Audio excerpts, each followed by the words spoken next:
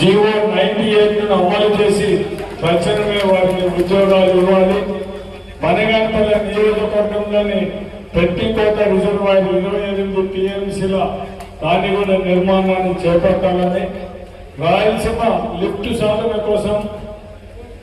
ఈ ఉద్యమాన్ని గ్రామానికి తీసుకెళ్లే విధంగా కార్యాచరణ రూపొందించాలని, 7 కుందు పరివార రైతులను ఆదుకునే విధంగా పనులు చేపట్టాలని, 8 అలవేలు రిజర్వాయర్ కట్ట తెగిపోయిన పనులు కూడా వెంటనే పూర్తి చేయాలని ఈ తీర్మానాలన్నీ కూడా మనం చేపట్టాలనేది చేయడం జరుగుతుంది. ఇక్కడికి వచ్చిన మన నంద్యాల జిల్లా ఇన్ఛార్జీలకు,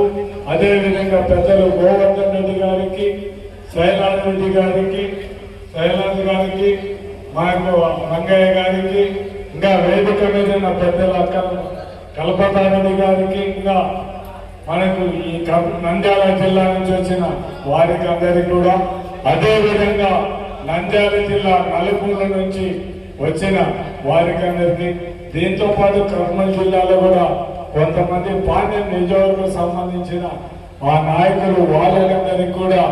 కృతజ్ఞతలు తెలియజేస్తూ, ఒకటి మాత్రం ఇక్కడ ఉండే మిమ్మల్ని అందరినీ, రైతులందరినీ కూడా కోరేది ఒకటే, మిమ్మల్ని అందరూ కూడా ఈసారి మీటింగ్ ఏదైనా కూడా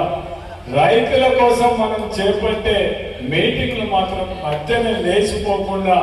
ఉండేటట్టు చూసుకొని, అంటే మనకు కొద్దిసేపు కూడా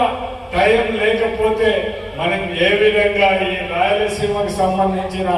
హక్కులు సాధించగలమో మీరందరూ ఒక్కసారి ఆలోచించారు. దివంగత నేత రాజశేఖర రెడ్డి గారు మనం 1980 పాదయాత్ర చేసినప్పుడు వర్షం వస్తని కూడా పక్కకు పోదాంటే వద్దు, మనం సాధించడానికి ఖచ్చితంగా ఈ వర్షంలోనే నడిచిపోవాలని దగ్గర వర్షం అయిపోయేంత వరకు కూడా కంటిన్యూగా మమ్మల్ని నడిపించిన నాయకుడు మన నాయకుడు దివంగత నేత రాజశేఖర్. అదంటే ఆ విధంగా పట్టుదల మీలో కూడా మన నాయకుల్లో దివంగత నేత రాజశేఖర్లో ఏ విధంగా పట్టుదల ఉందో రాయలసీమ వాసులుగా మన అందరం కూడా అదే పట్టుదలతో ఈ రాయలసీమలో జరిగే ప్రతి ఒక్క అన్యాయాన్ని కూడా ఎదిరించే విధంగా మన అందరం తయారు కావాలని కోరుకుంటూ మన వాళ్ళందరూ కూడా చెప్పడం జరిగింది. అంటే దీని గురించి ప్రజలలో అవగాహన పెంచాల్సిన అవసరం ఉంది. కాబట్టి ఇక్కడికి వచ్చిన ప్రతి ఒక్క నాయకులు కూడా మీరు ఎవరి దగ్గర ఈ రాయలసీమ ఎత్తిపోదల పథకం, ఈ రాయలసీమకు జరిగే అన్యాయం, ఈ చంద్రబాబు నాయుడు